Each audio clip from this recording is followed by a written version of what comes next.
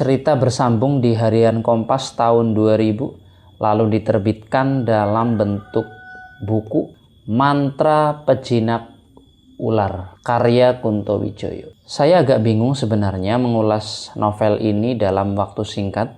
Kalau kita membacanya murni sebagai kisah, kita akan menemukan kisah berpusat pada Abu Kasan Sapari, seorang dalang sekaligus pegawai pemerintahan tingkat desa, dengan segala macam intrik dalam kehidupan pribadi dan masyarakatnya. Isinya mengenai mistis, religiusitas, masalah sosial, gonjang-ganjing politik, dan ending yang mungkin membuat sebagian pembaca tidak mengharapkannya. Tapi cerbung ini terasa sekali tidak ingin ditulis hanya untuk murni dibaca. Pak Kunto nampak ingin menyampaikan pesan-pesan yang begitu filosofis dan simbolik.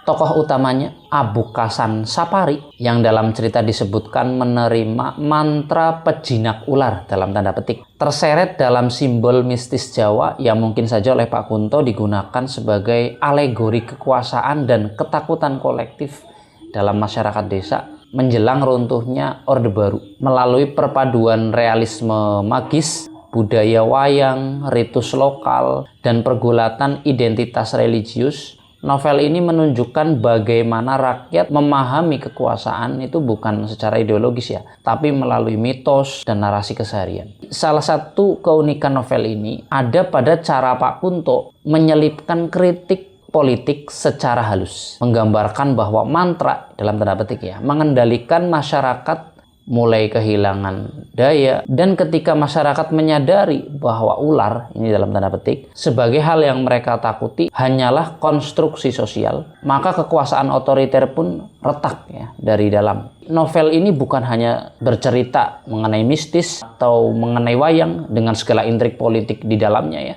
tetapi juga cermin sosial. Bagaimana rezim besar nanti tumbang ketika kepercayaan terhadap mitos penguat kekuasaan runtuh. Novel ini tidak bisa dibaca murni begitu ya, dibaca mengalir begitu saja. Jadi kalau teman-teman penasaran, memang alangkah baiknya langsung membaca saja novel ini ya. Kita lihat daftar isinya.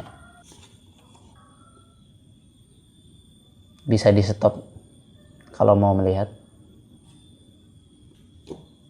Gimana? Siapa yang di sini suka dengan novel-novel Kunto Wijoyo?